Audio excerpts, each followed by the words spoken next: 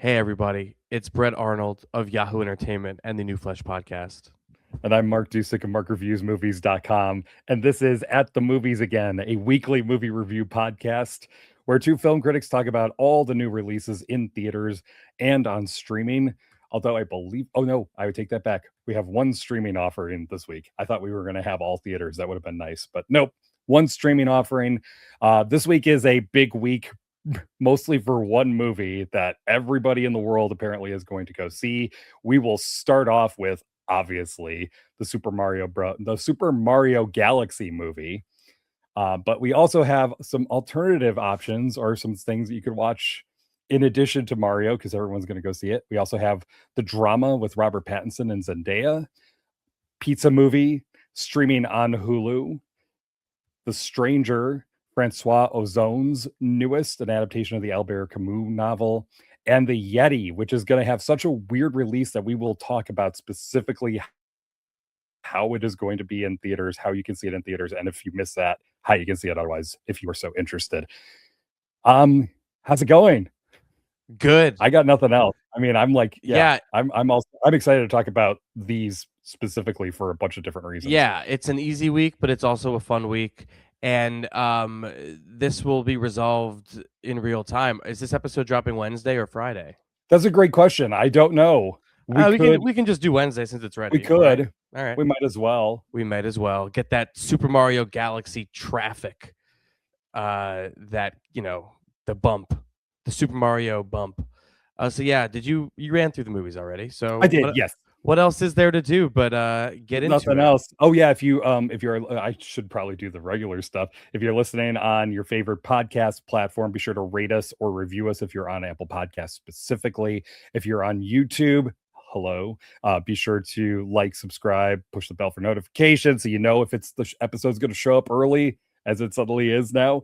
But then you will know. And also leave some comments. We will read any comments. I don't think we have any new reviews, but we will read those after the show and after we talk about these 5 movies. All right. And first up, we've got the Super Mario Galaxy movie, the sequel to the Super Mario Brothers movie, which came out 3 years ago, almost to the day, I believe.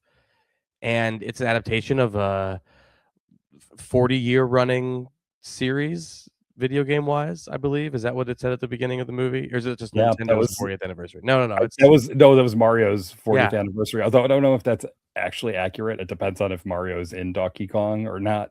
Oh, I see. Yes, those Donkey Kong proceeds. I don't think they count. I don't think they count him as Mario. I see. How interesting. But so this is some dork shit that I feel like if you're interested in, I want to say you'll be interested in the movie, but then again, no. Because I feel like this movie is fighting a strange battle where it's trying to please the Mark and me's of the world who grew up with the games, but also the kids who are kids and want to see a kids movie. So it just feels like it's kind of trying to serve two masters or something. Here's the trailer for that Super Mario Galaxy movie. As Mark alluded to up top, the first one was a $1 billion grosser easy. This one should be a $1 billion grosser. The box office needs a movie like the Super Mario Galaxy movie, whatever we think about it. Here's the trailer for that film. There's a huge universe out there.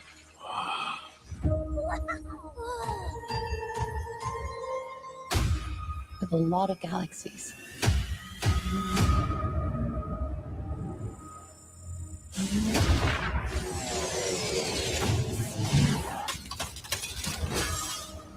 We gotta get everyone out of here.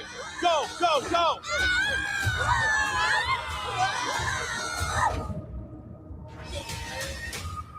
Mamma mia. All right. The Super Mario Galaxy movie. Now, I've played a lot of Super Mario Brothers games. I grew up with the Game Boy. I grew up with a hand-me-down NES. So I played like the original Super Mario Brothers all the way through Super Mario Galaxy and Super Mario, what's the most recent one? Odyssey? Odyssey's the most recent 3D platform. Yeah, 3D but there was also Wonder. I have Wonder. I have Wonder. I have all the 2D versions. I pretty much, if there's a new Mario game, I'm going to get it. I even got the tennis one that just came out, even though it's just the same one as the last one, probably. Anyway, you'd think I would care more about these movies, but something about them keeps me at a distance. And again, I think part of that is inherent to this being a children's movie, and I've aged out of it. It's not for me. But I don't know. Something about it also, there's like a laziness to it because it shows its creativity and cleverness so fleetingly that it makes you like wonder what it could be like if it like leaned into that instead of just whatever else is going on with like the chaos and just it's just constantly moving. A lot of stuff happens, and I would say it's overly busy somehow with plot, even though it also like I don't play. No one's playing Super Mario for the plot. Let's be honest. Like it's a platformer. It's like I don't need to know about Rosalina and the princess's backstory, but like, you know, we're watching a movie, so I'll give it like whatever. I guess they needed to pad the runtime with something, but the creativity I'm talking about. There's a scene that you called out in your review. I also called it out in mine, in which it's like a replicating the original Super Mario game where like you're on a map and you walk to a dot and you click on the dot and you go to a land and you beat that level and you put a flag in it and you go to the next one.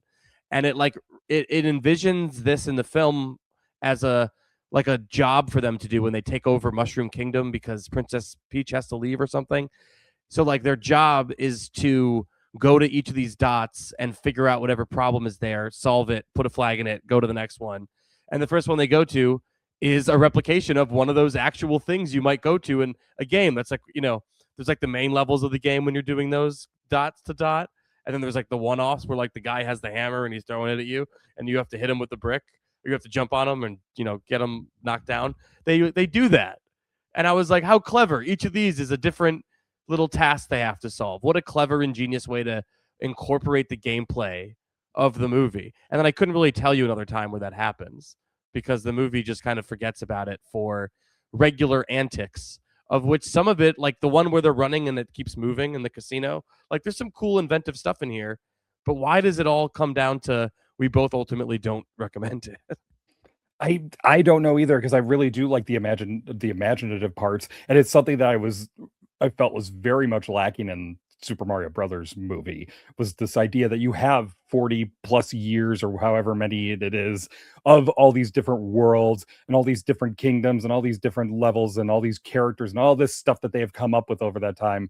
And that movie felt so limited in terms of what the story was telling, the characters that it was introducing you to, the way the action played out. It just felt like it lacked imagination. This one you brought up, yeah, as you mentioned, we both brought up this thing about the map. It's essentially like Mario and Luigi emergency services in the Mushroom Kingdom. I like that. That's a great idea. That casino set piece is just really good on its own. If that, it doesn't need to be included with a Mario movie. It's just a really neat sequence using the mechanics of something like a video game, but turning it into action and having Peach and Toad fight all these different ninjas and all this stuff that's going on. I remember Mega Man having sequences like that, basically, where like you're inverting the level because he's on the ceiling now or whatever. Yeah, I think that like, it's not specifically Mario. You're right. It's more video game. It's just a neat visual and it's done really well. But you're right. Otherwise, it's going to a bunch of different worlds, which I appreciated. I like the fact that, because that's, you brought up the plot of Mario. Nobody's playing it for the plot. Nobody's playing a Mario game for the plot. It's Peach got captured usually, and Mario has to rescue her. This one is Rosalina gets captured by Bowser Jr., and everybody has to go rescue her. But it's the platforming, it's the gameplay, but it's also seeing what the game designers come up with in terms of the worlds and in terms of those characters and what the mechanics are. That's what you want to see. And I think that's what you would want to see in a movie too, of an adaptation of those games. And this one gets more at it. And it's a smart idea, I think, to adapt the Galaxy games in some way. Both of those are fantastic.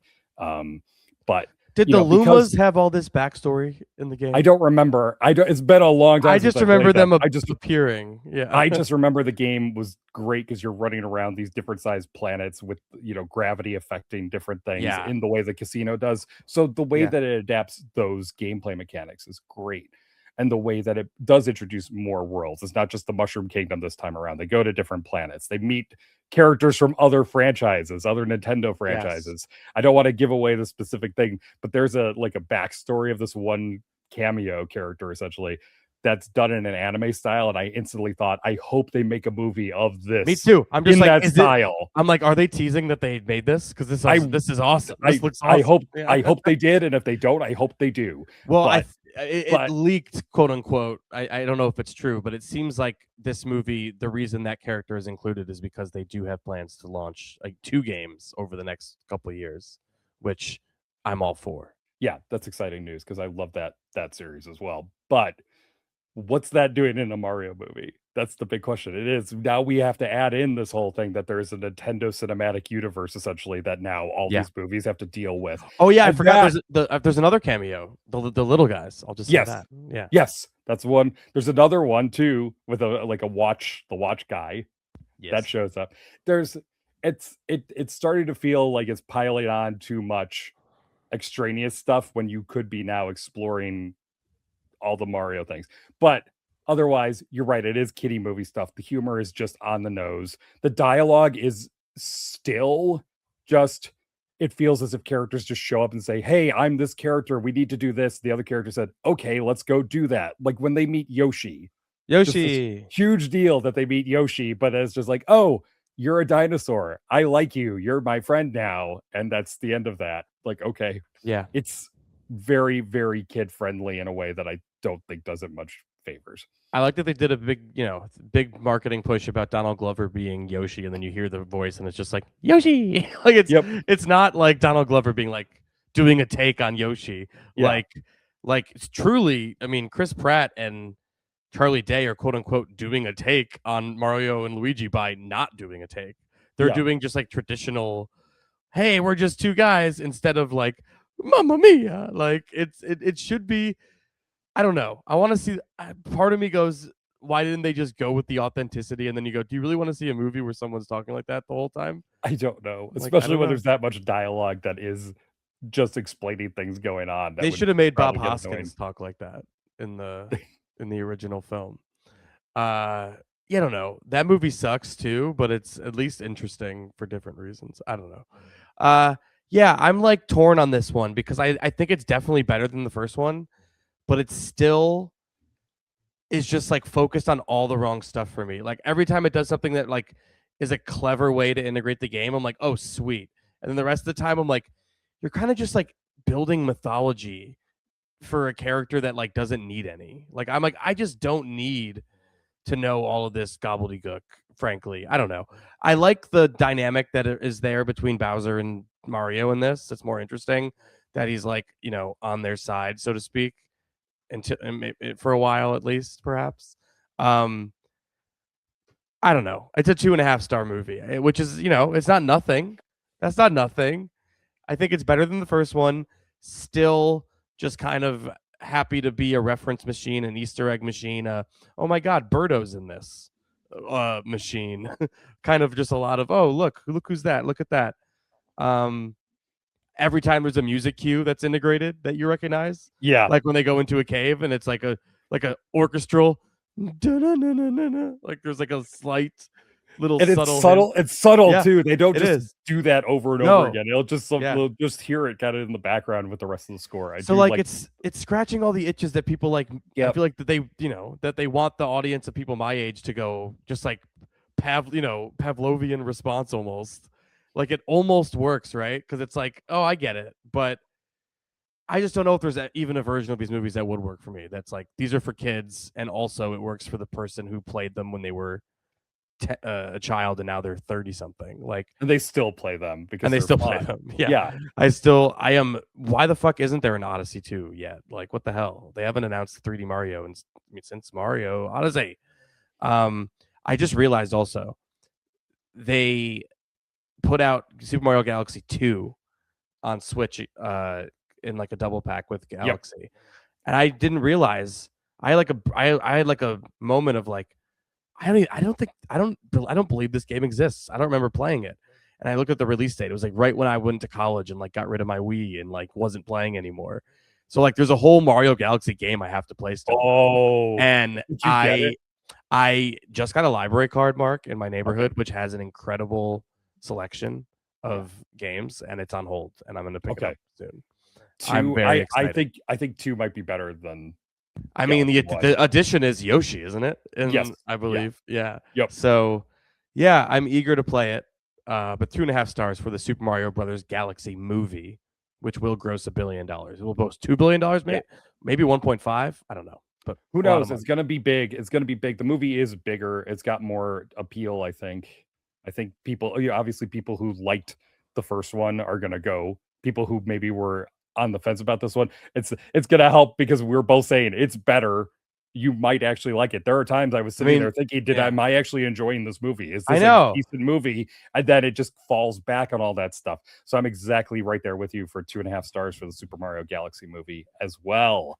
They could literally quote us in the trailer misleadingly and say it's better than the first one, and it's technically correct. We did say that. It is. Yep. They don't have to put the stars alongside it. Anyway, next up, the drama starring Zendaya and Robert Pattinson, and it's directed by Christopher Borgli of Sick of Myself and Dream Scenario fame. It's his third movie with A24. He's a writer-director, and I believe I'll have to double check if he's the editor on this. I think he is. It's very well edited, and I feel like I wanted to give him credit if that was him. Here's the trailer for the drama. Ready and turn. Nice. The wedding is this Saturday. What stories are you gonna do? What do you mean, my speech? Yeah. Are you gonna use the first time we met? Yes. Okay, what about the first date? Yeah, of course. Fuck. You don't have to do a speech. So you're saying Charlie is your first Love? Yeah. first love or your first crush? Both, I think. Wait, is that insane? At 30?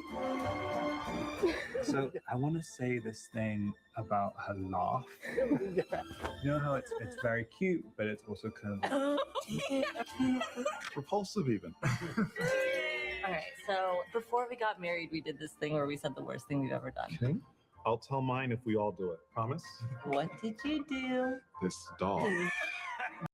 We'll stop right there. Though I did watch the trailer earlier to see what it gives away. And it gives away that she said something that causes everyone to freak out, essentially. And then, as it would. Yeah. We're not going to give it away because I think it's delightful when you're not expecting it, frankly, for what this movie ends up being about. It's like that's kind of part of the joke in itself that you're watching this movie and it's like, what? This is what this movie's about?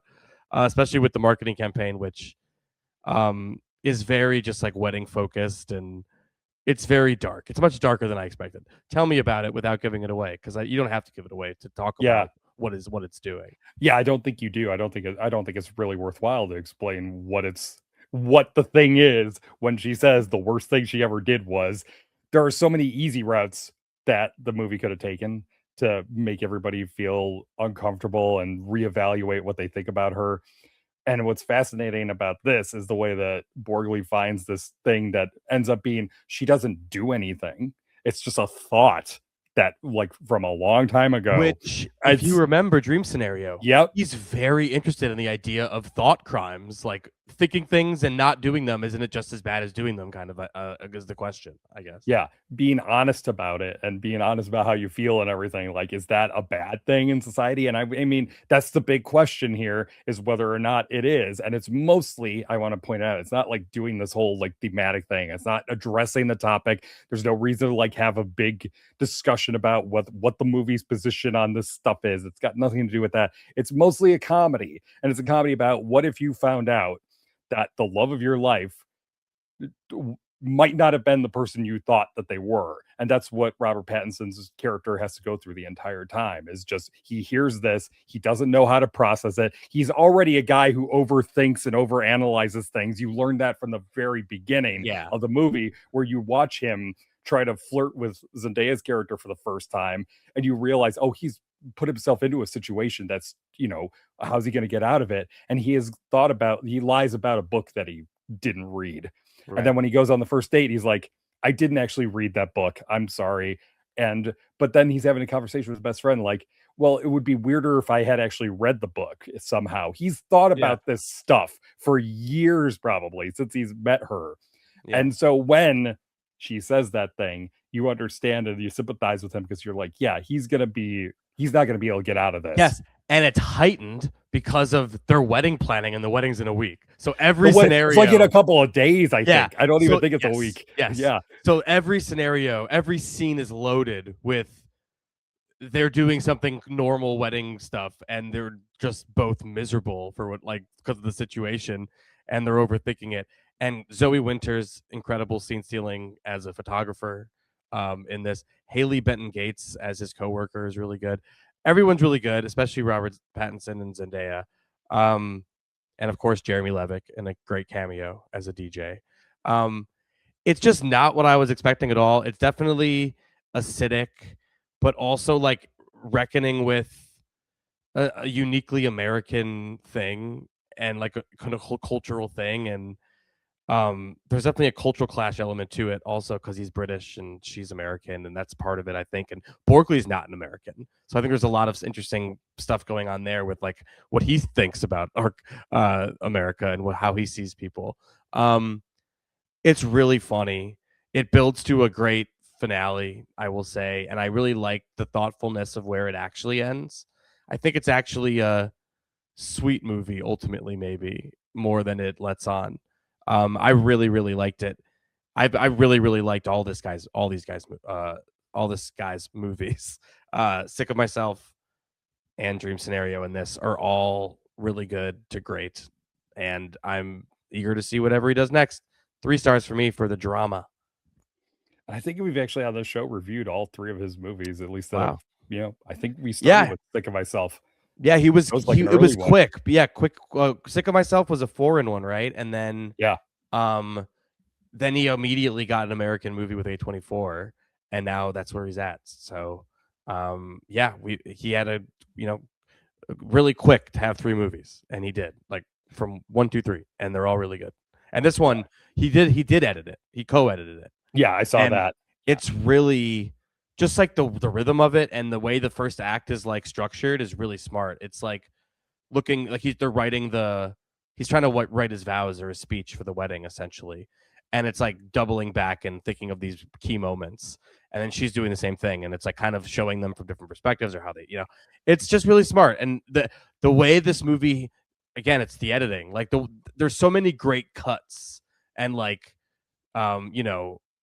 just comedic transitions from one scene to the next. It's all really well done on a craft level too. It's really good.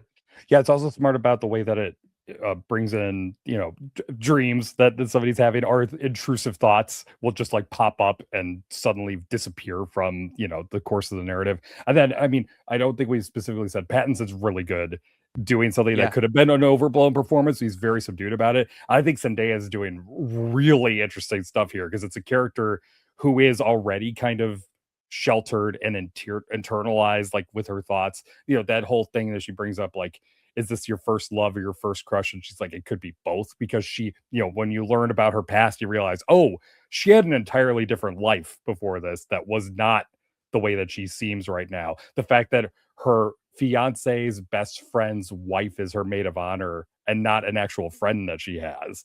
There's a lot of stuff going on, and I really like her performance just because you are thinking the entire time, what is going on in her head right now? Is there something that we should be paying attention to? Or are we just overblowing this like everybody else possibly is? Or is it all justified? It's a really, really interesting movie, and it's also very funny, which you don't expect. So 3 stars from me for the drama as well. Alana Haim is also really good. Yes. In this. She has a laugh at one moment that killed me. She has a whole sequence where I feel like she's the centerpiece, and she's doing some like amazing hair flipping acting and like oh, it's so good. I'm eager to watch it again already. It's really fun and unexpected ways. Speaking of being fun in unexpected ways, let's talk about Pizza Movie. Something I was dreading because it's called Pizza Movie, and it stars the kid from Stranger Things, a show I don't watch, and another kid from the Goldbergs, a show I don't watch. And now I think that kid from the Goldbergs is unbelievable and so funny. And the nothing against Gaten Matarazzo or whatever his name is. He's also good in this, but I was really struck with how they really let the Goldbergs guy be very funny. He gets to have a lot of the best material. Here's a trailer for Pizza Movie, a new stoner comedy classic. It's so funny. Here's a trailer. Hi, Monty. Hey, Jack. How was your day? Not great. How's yours? There he is! We were in college, Monty. These are supposed to be the best years of our lives. I just want to have a fun night for once. Where did these come from? Oh my god. Presenting Vince. It's an incredible high. No. Come on. No. No. Come on. No. Come on. No. Come on. No. Come on. No. You feel anything? No. Are these duds? Oh no.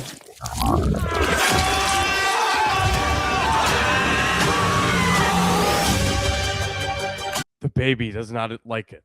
Continue. Try again. Start over. This movie is ingenious in the way it sets itself up to be just a comedy that I just think it's really smart comedy writing to be like, these kids take a drug that has 5 distinct, hilariously silly phases, and then the movie is just kind of, you're waiting for it to go from one to the other, and by the time you're invested enough in one, you'll forget what the next one is, and then it comes, and it's so fucking funny. It is a comedy that takes itself seriously as a comedy and just is full of jokes of, of little jokes and also huge jokes that require wire work and practical effects and visual effects. I don't want to ruin any of the gags, but like it's like they, for a second they inhabit a world where they can't swear, and when they swear, their head just explodes. So it takes them a few minutes to figure that out, and it's just, that's the level of like inspired silliness that it's operating on, and it's consistently funny throughout. It maintains the laughs, and I think, again, the premise they set up is so clever. It has a full 3-act structure of what they need to do. They need to eat pizza. It's the only thing that counteracts the drug, and of course it's really hard to get pizza when you're going through these 5 insane phases of a drug. It's like that scene from 21 Jump Street, feature length, the one with Jonah Hill and Channing Tatum taking the drug and doing a bunch of silly shit. It's like that for the whole time, and it's hilarious. Sorry, that was a rant, but I loved it. It is hilarious. I also really, really enjoyed it. I was not expecting, I don't know what I was expecting from this. It's called Pizza Movie. It is about 2 guys who get high and just need to get a pizza, which is only like 2 flights of stairs down from their apartment, their dorm room. And Snackatron delivers it. Yes, yeah, it's a robotic, it's an emotionally needy robot delivery robot, which is a great gag unto itself. There are so many funny gags in this. There are jokes that are set up and you don't even know they're setting them up. All of those different stages are done in ways that you do not anticipate. Like, you brought it up, you hear no swearing, you're like, okay, they're not going to be able to swear, but you don't know that they're just going to have to repeat the sequence over and over and over again every time they swear in ways that you're not anticipating. And there are different obstacles within that. Well, yeah, like they're having a conversation with someone and they say the wrong thing. It's like, well, fuck, and then they explode and start it over. Like they're reflexive. Hilarious. There's a whole thing with flashbacks that it seems as if maybe you could interact with the past somehow. It is so ingenious just how these 2 filmmakers, Nick Kocher and Brian McElhenney, just keep doing all this and finding new ways to just genuinely surprise you. I don't think enough American comedies recently, modern comedies in general, even just have that element of surprise to them. This one constantly surprises you in ways that you do not anticipate, even though it's telling you exactly what you should expect. It's finding ways to do with that in a way that is even within that same joke. I'm going to ruin one, since we already ruined one joke. I'm just going to keep ruining that joke because the movie iterates on it later. Like when through someone not telling a lie, they realize a weird fixation that they have, and they keep bringing it up over and over. Oh yeah, that shit's hilarious. I'm not even gonna say what it Yeah. is. I don't need to ruin it, but it's just like, God, this movie's hilarious in every way. And then the kid, what's the kid from Goldberg's name? Do you know? Sean Giambrone. Oh God, he's just very funny. Does he talk like that? Is that just the way he talks? Like, is that, or is it a character? Maybe it's a character thing. Does he talk like that? I think he talked like that on the Goldbergs, right? Like, kind of like. Yeah, I mean, don't forget he grew up over 10 years on the Goldbergs. I mean, you watch the kid grow up, and it's the same thing with Gaten Matarazzo, is that you watch him grow up maybe too quickly on the. Oh, did you I didn't watch. Okay, no, yeah. I didn't. I just know it's infamously that like they grew up too quickly because they were. Oh yeah, because that show was 4 seasons over 13 years or something. Yeah, whoops. Yeah, they messed that Whoopsie. up. And so I just like the fact that you can see that these two have a careers ahead of them, because they are very, very funny in this. Yeah, I admitted that he has like a very mannered way of speaking, and it just like fits this dorky character really well. And he just feels like a lived-in real guy that like you would have went to college with, and who would rather be playing. Which one of them would? Yeah, he's the one who'd rather be playing.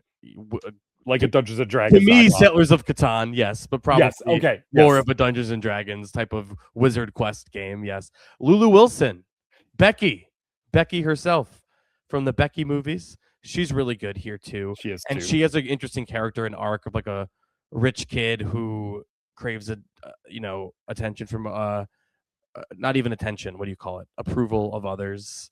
And has a really great arc. The bullies who fuck with them the whole time, who are, I said I wasn't gonna fart in their face, and then I totally did fart in their face, dude. Everything is so stupid, so funny. You can tell it's like a labor of love from the guys who wrote it, who are a sketch comedy group you might know as Britannic, online, very successful comedy group. They did a lot of college humor stuff back when that was a thing. So it's like a passion project comedy thing more so than a Stranger Things kids starring Disney Plus Hulu project. You know what I mean? Like, I didn't know that going in. So it was a delightful surprise to find out this movie is so funny that I will be revisiting it. Mm-hmm. And I do feel like it's an instant stoner classic. I mean, it's not like a movie where they sit around and smoke weed, but they are on a drug and it has silliness. So it is a sit on your couch with a bong movie, and it fits that category fine. I don't want to beat Mark to the punch because he inspired me. What did you give it? I'm giving Pizza Movie 3.5 stars. Me too. Why not? It would be fun. Yeah. It would be fun to say like this is the funniest movie in a while, except that we, reviewed Nirvana, the band, the show, the movie recently, and that was also incredibly funny. I mean, I guess the two of these are battling out for funniest movie of the year right now, and that's incredible because they're both the best kind. Like they're both superlative. You know what I mean? Like they both feel like each one would have been the best of whatever year it came out in, and we get both at the same time. We're so lucky. We're so lucky. It's like already a great year for comedy, and I can only think of these two movies in hoppers, but they're really, all so funny. How fucking awful is it that this is a streaming movie though? Like I'm glad people can watch it, but like in a theater. This is Superbad level funny, and it's like doing Superbad. It's clearly inspired by Superbad in a lot of ways. It had just the classic like. They're going to college or they're in college. Now they're in college and they have the like, maybe we're not going to be roommates anymore thing going on, which that movie has and feels emotional and good about. Yeah, man. Pizza Movie, Unexpected Delight. Check out Pizza Movie on Hulu/Disney Plus, which I think are the same thing now. Yeah, get your own home theater experience going and invite as many people over. Yeah, watch it with friends. It's really fun. It's really fun. Next up, The Stranger. The Albert Camus adaptation makes me want to read this classic literature. This shit was great. Here's the trailer. Aujourd'hui, je suis retournée au bain. J'ai fermé les yeux et j'ai senti ta tête posée sur mon ventre. Quand j'ai rouvert les yeux, tu n'étais pas là. Pourquoi avoir brisé ce bonheur qui nous attendait? Pourquoi as-tu tué cet homme?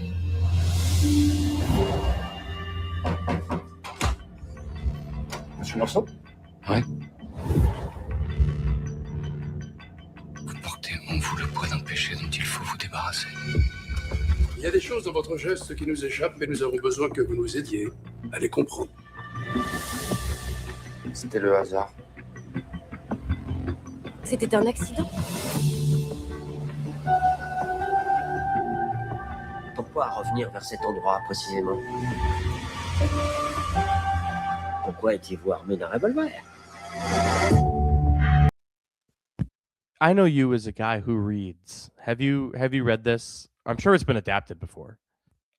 I looked it up and it's only had 2 other adaptations, surprisingly, and they were both foreign. I don't remember exactly where they were. Well, he's not an American, right? No. Camus? No, he's French. Yeah, I was gonna say it's the most French name ever. It's Yeah. yeah, Especially when you pronounce it Albert Camus. Camus. Well, I'm Albert sure Camus. there's a different era of me podcasting where I would have just read it, only have read it Albert online, Camus. and called it Albert Camus the whole time, and I would have had people in the comments yelling at me. But thankfully, I did know it was Albert Camus, despite me saying he's French right just now. Anyway, go ahead. Yeah, so I'm trying to I've read The Plague. I might have read The Stranger. I have The Stranger. He's like a prolific why does he loom large in my mind in the same sense that like Nietzsche and like because it's very philosophical, he's like more of also a philosopher as well as novelist, right? Nihilistic sort of outlook on everything.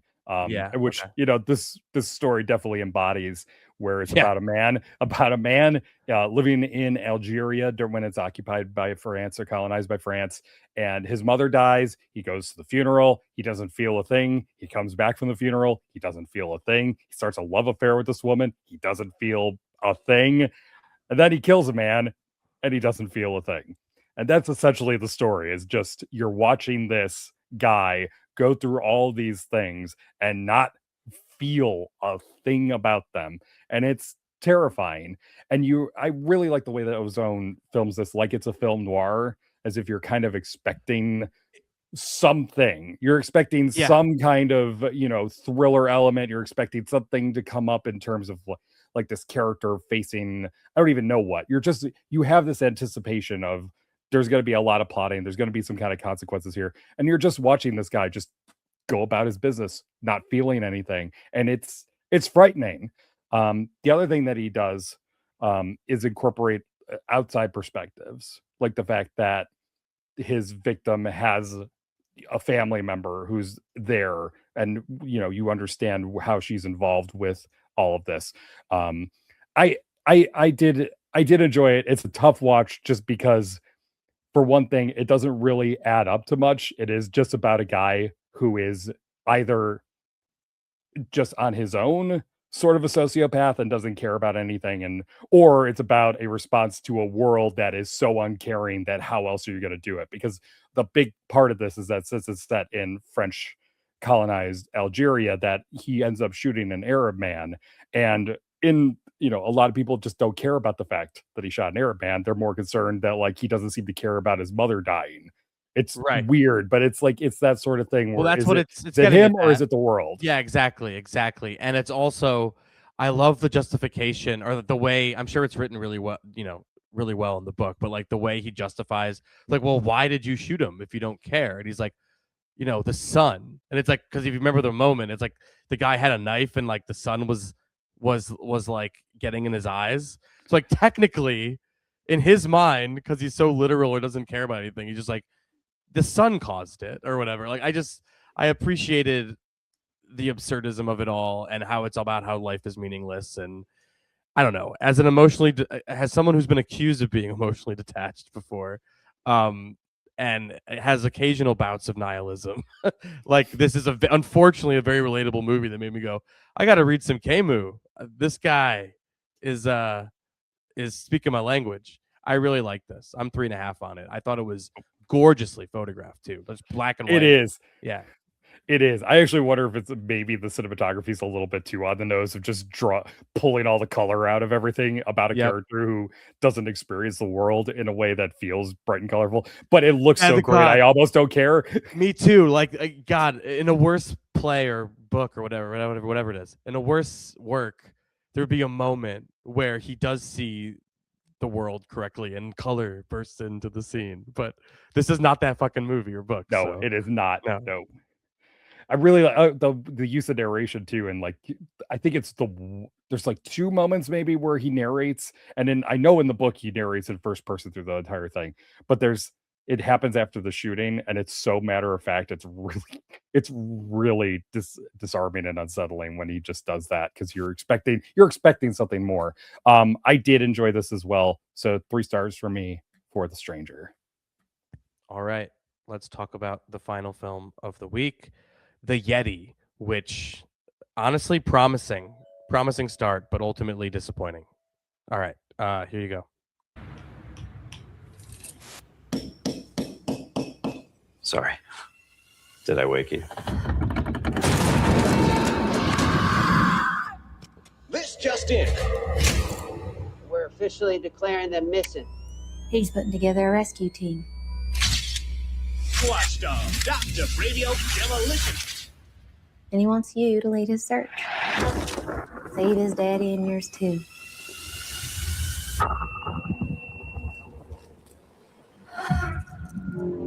I can't wrap my head around it. Magnetic poles can be blamed for all sorts of things. Monsters, myths, signs from the gods. The boat had no choice but to leave us. Nobody knows where we are. We're fixing to die out here. We stay any longer. That's enough. You hear that?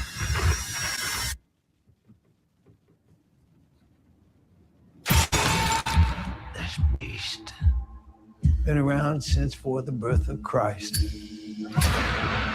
20,000 years of primal evolution.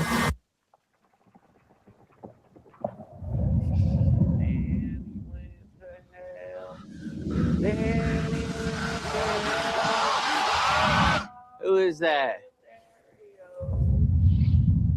Oh, shit. Everybody away from the window.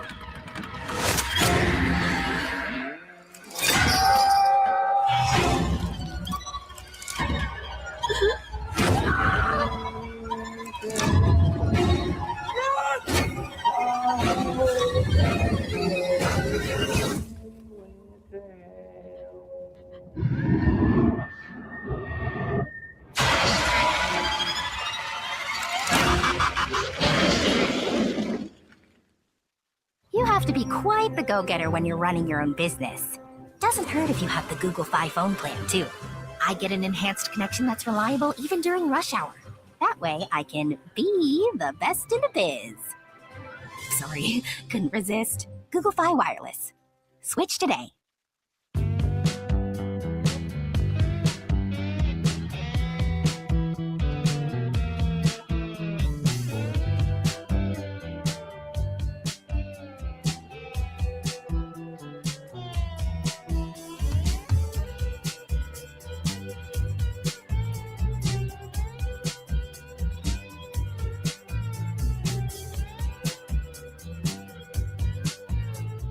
I mean, this movie was promising up top for me.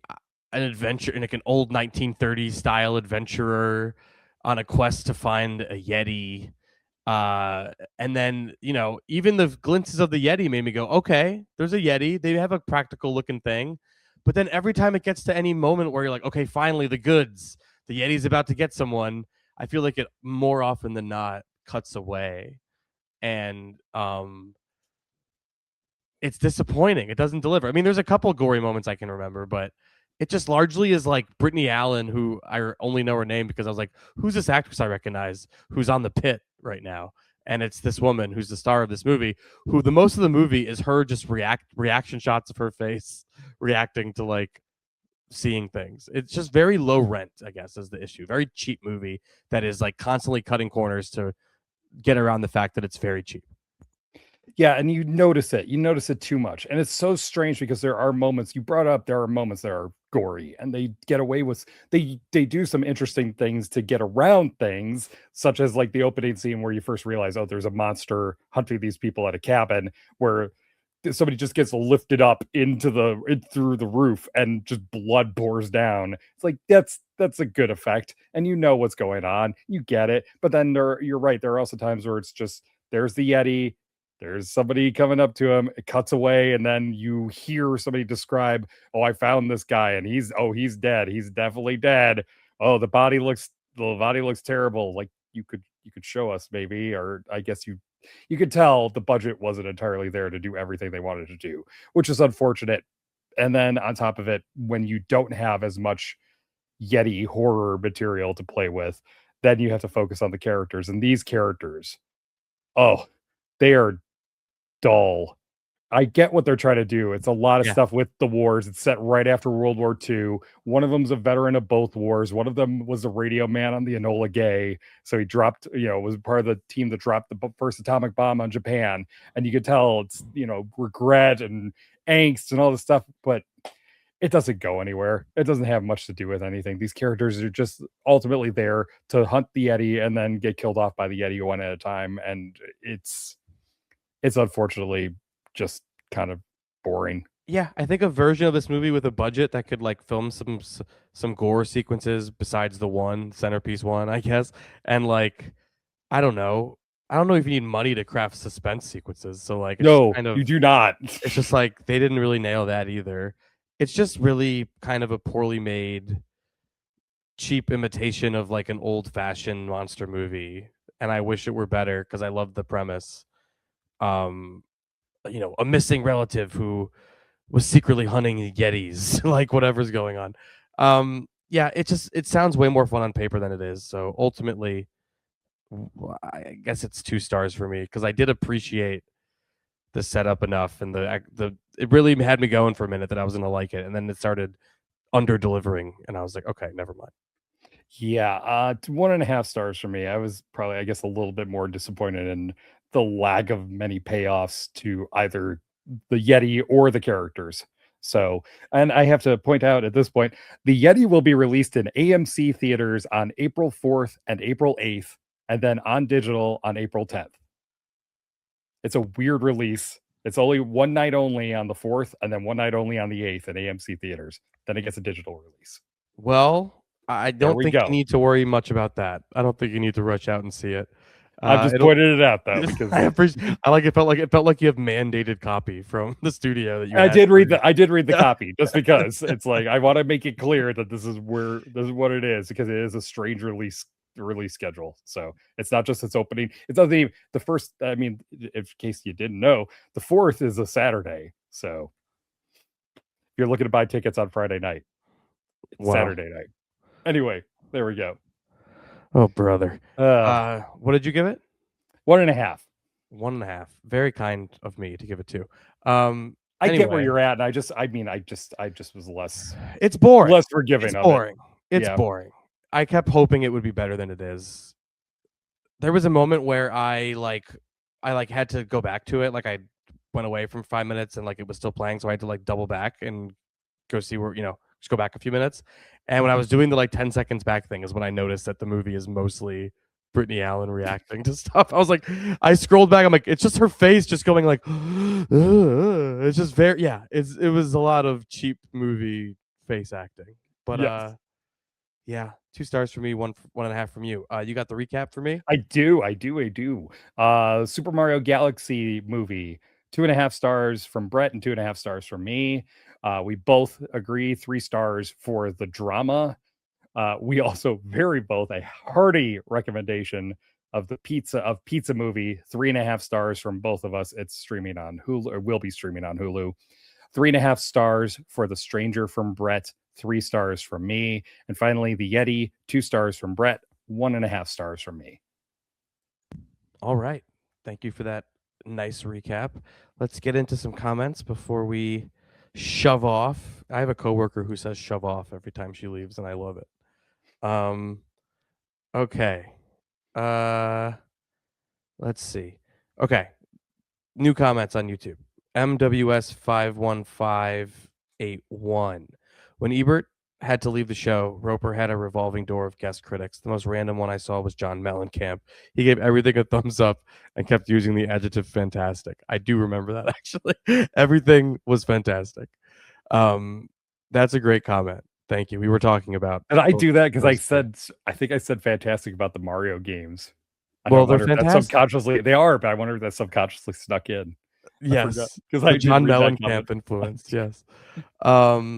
Uncle B, 25, who is not my uncle, who I always thought was my uncle, but then on the live stream we figured out Uncle B is unrelated to my Uncle Byron. Uncle Byron was also there alongside Uncle B. Uncle B says, "I'm with Brett on Pretty Lethal. It was delirious fun." Thank you, Uncle B. That is great information to have. I appreciate that.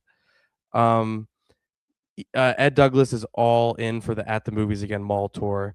You could be the new Tiffany. My favorite argument on the show is Mark. It's a bad movie. Brett, but it's only 80 minutes. I'm with Mark on that one and Forbidden Fruits, both grueling to get through. No, those movies are fun. You're wrong. I've read the negativity that people have for the Durandar films, and it seems to stem from politics, because it must mirror a conflict in India, but between knowing nothing about the real situation and the films being too absurd to be real, I had a great time with the full 7.5-hour experience. This is, of course, Carey Mulligan, who has seen all the movies all the time. Like most Bollywood films, it's a mismatch of genres, with these films being an ultra-violent Mission Impossible style mafia film. The lead is pretty much a superhero who survives the crazy situations and set pieces, and stunt work throughout makes for exciting watch. Sounds like, a triple R adjacent thing that I would enjoy, so I should see it. Yeah, I still do wish I could keep up with those, but I don't even know how to get access. I don't know how to get access to them for sure, but like they do play in the theaters near me, so like I probably could just go see them. Yeah, by the time they come out, that's the problem. By the time they come out in theaters, I'm already ahead on next week's stuff and don't really have time to go. Yeah, it's like once the week has passed, they're dead to me. So yeah, I hear you. Ed said, "Wow, you guys gave positive 3-star plus reviews to 2 very bad movies that premiered at Tribeca, and the only one I hated more than She Dances was Pretty Lethal. So I guess I have an anti-Ziegler." He says fetish, which is, I would say, maybe the wrong word. Except for Rachel Ziegler, because she sings and dances. #Snow White Forever. Just to be clear, Rachel Ziegler not related to the other Zieglers. I know he was kidding though. How do you not like She Dances? Wow. Such a sweet, disarming little movie that really won me over. I don't know. I think that movie is pretty easy to recommend. Pretty Lethal, I get being divisive. Yeah. But that one, no. And then Leonardo Lopez says he recently saw press interviews for Super Mario Galaxy movie. And the cast and the crew were going on about, we made this movie for the fans, and we've included so many characters and references from the games. Can you find them all? And that gave me serious flashbacks to the press interviews for Five Nights at Freddy's 2. I think we can all agree that if you're a filmmaker, you never want to remind people of Five Nights at Freddy's 2. My expectations for this movie were already low, even as a Mario fan who enjoyed the first movie. But these interviews, along with the trailer showing that it is not interested in adapting the games it is literally named after, gave me little to no hope left for the movie to even be a fun popcorn flick. Just take your kids to see Hoppers instead if it is still playing in a theater near you. Yeah, we kind of, our review pretty much said what he said, except that we both agree it's better than the first one, and that's got to count for something, right? Yeah, I think so. It'll be interesting to see next week when we get to the comments if there's a response to the reaction from that, being a fan of the first one, because we did not, neither of us liked the first one at all. We both. Yeah, and this one, I don't know. What did it learn from its mistakes? I guess I said the same thing the first time of like, there was a moment up top where it was in that movie where it was recreating something from the game, and I was like, oh, this is fun, and then it was never happened again. And I don't know. Yeah, because I rewatched the first one before seeing the second one just out of curiosity. It's like, well, yeah, I know it happens, but when they're in New York, there's like a little platforming sequence when he's trying to cut corners to get to their job, and I mean that's kind of fun. Yeah. Oh, brother. There's a bit more of that in the sequel. Yes. There's a lot of action and platforming when the camera rotates around them doing it. It's kind of fun. Yeah, it's halfway there. It's better. Yep. Maybe the third one will be the one that really works. Here's hoping. What are they going to be? Is it going to be Odyssey? I would imagine. But like, what's the story of Odyssey? Only thing that feels bigger than Galaxy. Even though it's technically, I don't think it's. Yeah, I don't think it is bigger. Like technically, you can't get bigger than Galaxy. No, so it's tough. Maybe they'll pare it down. Or I know Charlie Day is teasing like I would do a Luigi's Mansion movie, which I don't know what that would be other than a jump scare vehicle, which kids do not want. But I don't know. Maybe a spooky. One of my favorite horror movies is Monster House. So if they could do a Luigi's Mansion that's got the charm of a Monster House, I'm interested. I think that's it for this week. We'll be back next week with, do you know on the top of your head? Faces of Death. Faces of Death. The remake. The remake of Faces so of to Death. speak. It's like a meta remake almost. There's a new Hamlet. Oh, with Riz? Yep. Okay, I gotta get that. What else we got? Exit 8. Are you? They screen it every damn day over here, and I haven't been able to make it. But I'm trying to go. I think Friday. There's nothing big. Are you going to see You, Me, and Tuscany? I don't know if I'm going to be able to see a press screening of it. I just got the invite for it, and I do not think I'll be making the trip to the city for it. But Okay. I'll see that on a Thursday. I'll probably see it on Thursday. Okay, then Cool. You, Me, and Tuscany might be the biggest one. I've seen that trailer 1,000 times before everything. It does not look good. Anyway, we'll be back with that. Bye.